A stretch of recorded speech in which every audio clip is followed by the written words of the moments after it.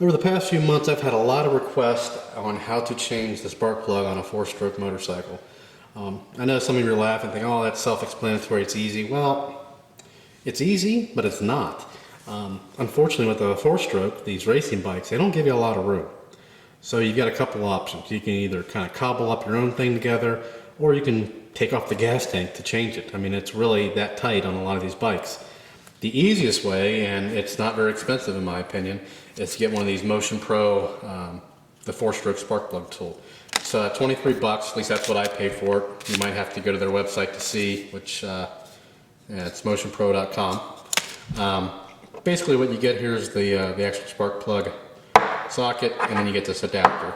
And we'll show you how it works here in a second, but this is the easiest way. Now you can take off the tank and you can cobble something together.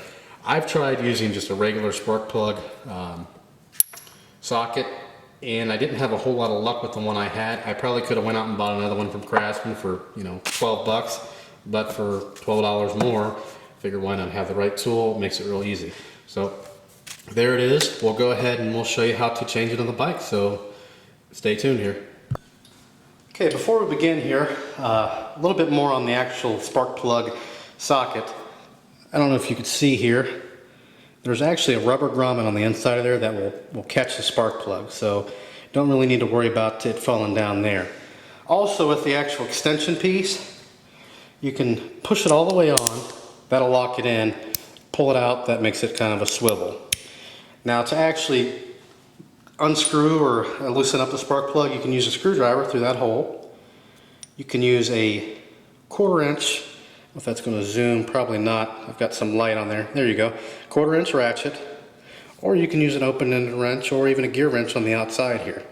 Depends on how much room you've got under the bike there, under the gas tank rather. So we're going to zoom in a bit. And there we're on our spark plug. And hopefully I'll be able to catch all this. Without, the camera is somewhat close, so hopefully you'll be able to see this. So first thing I'm going to do is take off the coil, ignition coil. There we go. And I'm going to take the actual socket. I'm just going to drop it in the hole. And it's pretty far down in there. I mean, it covers up my whole finger. Then we're going to take our extension. And I've already got this loose, but you would take a screwdriver. And in this case, the best thing is a screwdriver. Stick it through that hole. Hopefully that'll zoom in. Yeah, stick it through that hole and just start twisting. So we're going to, ours is already loose. So when you feel it, there. Now the spark plug is loose. Now the next thing you're going to run into is you can't get this whole thing out. You can see the top of the socket without it hitting the bottom of the gas tank. Well, you can kind of undo it so it swivels now. Just pull it up a bit.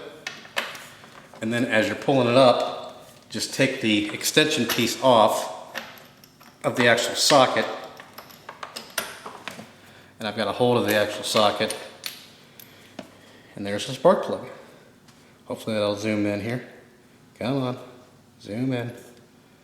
Having trouble with my camera. Anyway, it's probably because I've got it zoomed in so far. Let's zoom back out. There we go. So there's the spark plug. Put it back in. Again, this is that rubber grommet. Keeps it held in place really well. Put it back in, just finagle it in there. Put it in the hole. Put the extension piece back on. We'll go ahead and tighten it all the way down because I don't feel like taking it back out for no reason. So we've got it. Okay, it's pretty fine threads. It's all the way finger tight. And then we'll go ahead and give it a few little tugs. Let's move this around so we can get the screwdriver in the hole there. You don't need it real tight.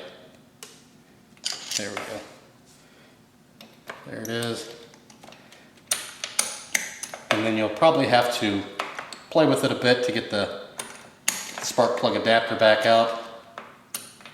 There's the extension, and then you'll have to reach your finger down in there and get the actual adapter back out. But that's pretty much it. So feel free to post any questions or comments. Anything like that, or if you've got a better way to do this, this is just how I do it.